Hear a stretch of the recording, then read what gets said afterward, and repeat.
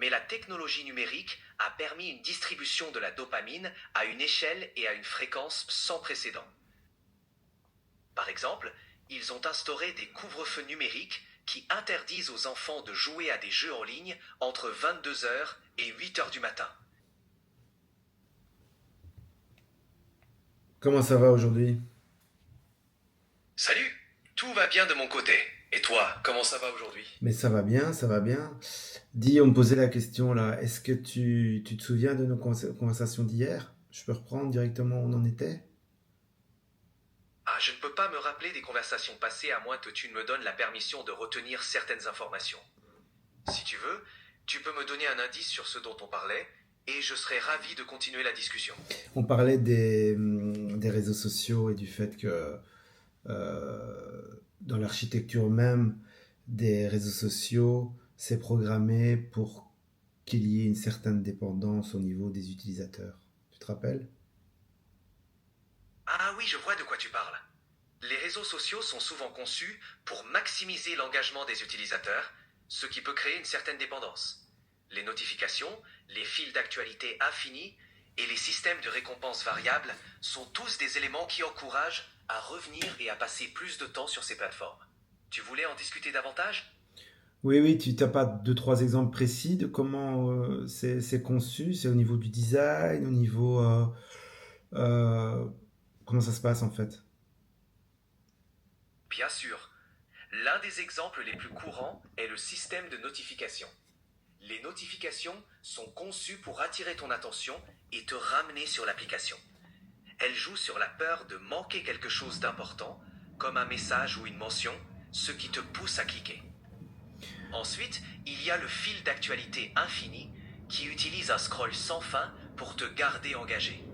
Ton cerveau reçoit de petites doses de dopamine à chaque nouvel élément intéressant, ce qui t'incite à continuer. Enfin, les j'aime et les commentaires servent de récompenses variables, renforçant le comportement de publication et d'interaction. Ces éléments, combinés, créent une boucle de rétroaction qui peut encourager l'usage excessif. On est toujours content de recevoir des commentaires sur des choses qu'on poste, c'est sûr. Est-ce que tu as d'autres exemples de, de choses avec lesquelles on interagit qui nous donnent de la dopamine? Oui, il y a d'autres exemples de choses qui nous donnent de la dopamine. Les jeux vidéo en sont un bon exemple. Ils utilisent des récompenses, des niveaux à débloquer et des défis progressifs pour maintenir ton intérêt et te donner un sentiment d'accomplissement. Les applications de rencontres, avec leurs matchs et leurs messages, provoquent également des poussées de dopamine chaque fois que tu reçois une notification. Ok, Même, hors jeux vidéo, applications, services électroniques, tout ça, est-ce qu'il y a d'autres choses qui nous donnent de la dopamine? absolument, il y a plein de situations dans la vie quotidienne qui peuvent déclencher des pics de dopamine. Par exemple, manger quelque chose de délicieux, faire de l'exercice ou écouter ta musique préférée peuvent tous stimuler la libération de dopamine. Aussi, l'anticipation d'une récompense, comme planifier des vacances ou attendre une bonne nouvelle, peut également provoquer ce petit boost de dopamine. Mais jamais d'une manière aussi intense et continue que ce qu'on a avec les réseaux sociaux. Exactement.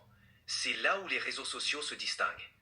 Bien que d'autres activités puissent provoquer des pics de dopamine, les réseaux sociaux sont conçus pour fournir des récompenses de manière fréquente et imprévisible, ce qui maintient ton cerveau en alerte. Est-ce que c'est quelque chose Cette de nouveau dans l'histoire de l'humanité? C'est arrivé avant qu'une machine distille de manière aussi fréquente de la dopamine aux citoyens du monde que nous sommes? Ou c'est pas nouveau?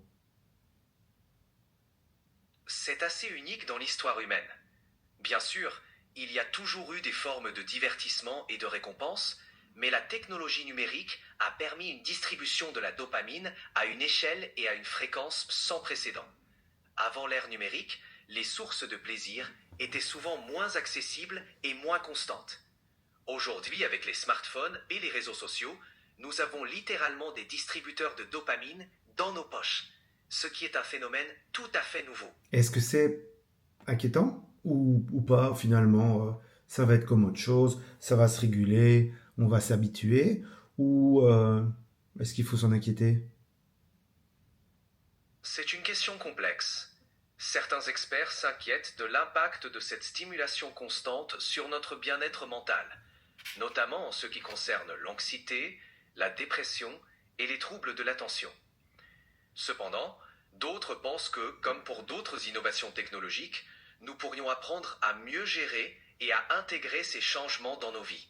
La clé réside probablement dans l'éducation et la prise de conscience pour utiliser ces outils de manière équilibrée. Et là où c'est vicieux, c'est qu'on revient dans ces Oui, applications et que là, on tombe sur des messages publicitaires ou des placements de produits ou des collaborations pour que ces applications soient rentables. Et là, il y a une manière insidieuse de mélanger, de nous faire vivre consommateurs entre certaines doses de dopamine. Donc, est-ce que notre cerveau, à ce niveau-là, puisqu'on reçoit des dopamines en permanence, est-ce que notre cerveau est plus ouvert à la réception de messages publicitaires qu'avant devant la télé, par exemple? Est-ce qu'il y a un engagement plus fort dans la publicité à cause de ça? oui, c'est tout à fait possible.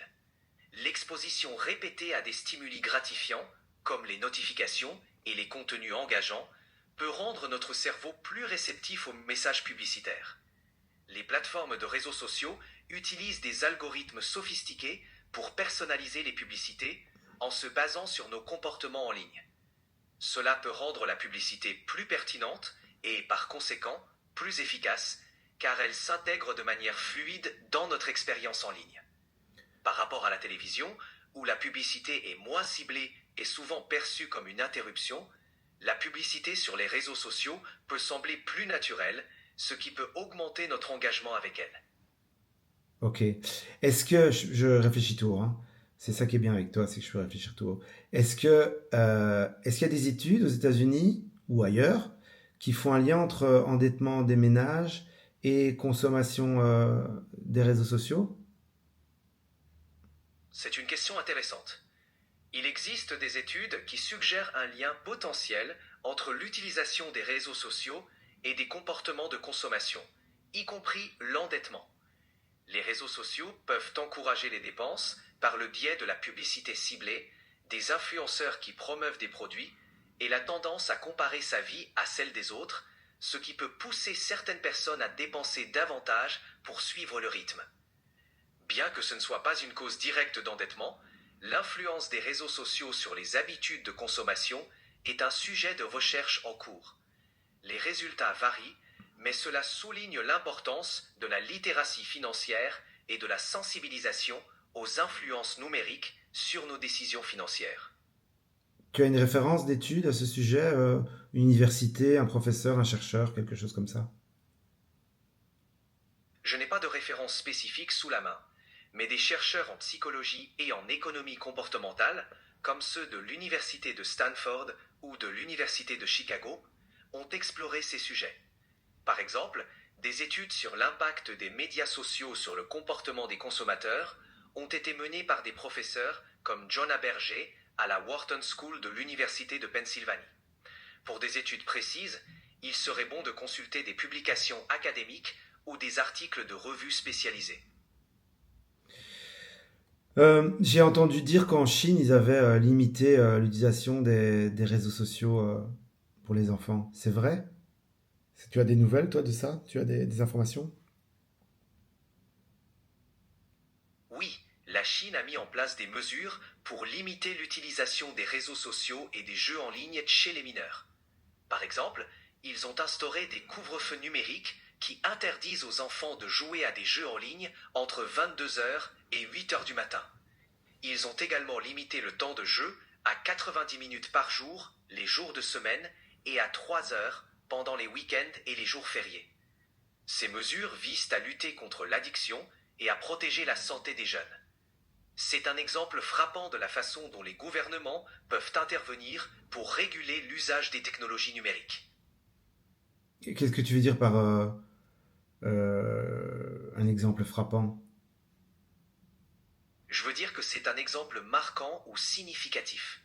la Chine a pris des mesures très visibles et concrètes pour limiter l'usage des jeux en ligne chez les jeunes, ce qui attire l'attention car peu de pays ont mis en œuvre des réglementations aussi strictes dans ce domaine. Et- Cela montre comment... Pardon, De rien, c'est toujours un plaisir de discuter de ces sujets avec toi. parfois Si tu as d'autres te coupe, questions ou sujets en tête, désolé. je suis là. Oui, oui, j'ai encore d'autres choses, c'est sûr, c'est sûr.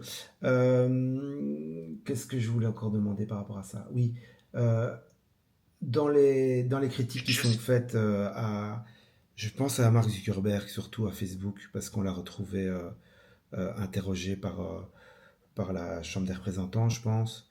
Il a été interrogé plusieurs fois. Je pense que c'est plutôt pour euh, le rapport à la gestion des données de la vie privée, c'est ça? C'est pour ça qu'il a été entendu, Zuckerberg? Oui, tu as raison. Mark Zuckerberg, le PDG de Facebook, a effectivement été interrogé à plusieurs reprises par le Congrès américain. Les questions portaient principalement sur la gestion des données personnelles, la vie privée et le rôle de Facebook dans la diffusion de fausses informations et d'ingérence électorale. Les préoccupations autour de l'utilisation des données des utilisateurs et de la transparence des pratiques de Facebook ont conduit à ces auditions pour mieux comprendre l'impact de la plateforme sur la société et la vie privée. Est-ce que c'est pas trop tard? Il est vrai que ces préoccupations auraient pu être abordées plus tôt, mais il n'est jamais trop tard pour prendre des mesures. Les régulateurs et les industries commencent à prendre plus au sérieux ces questions, en introduisant de nouvelles lois sur la protection des données, comme le Règlement général sur la protection des données, RGPD, en Europe, et en exigeant plus de transparence de la part des entreprises technologiques. Il y a aussi une prise de conscience croissante parmi les utilisateurs, qui demandent plus de contrôle sur leurs données personnelles. Bien que le chemin soit long, ces efforts sont des pas dans la bonne direction pour aborder les défis liés à la vie privée à l'ère numérique. J'ai l'impression que quand les gens demandent à être protégés par rapport à leurs données personnelles, c'est justement parce qu'ils ont plutôt peur, je sais pas moi, qu'on sache trop de choses sur eux. Je sais pas, carte de Oui, crédit, groupe sanguin, enfant, pas enfant, des trucs comme ça. Mais en fait, le, le, le gros danger de tout et ça, c'est quand même d'avoir des armes de destruction massive par rapport à justement à ce dont on parlait tout à l'heure et avoir tout en main pour pouvoir faire consommer à l'infini des gens qui parfois n'en ont pas les moyens. C'est ça l'enjeu de ces données personnelles, non?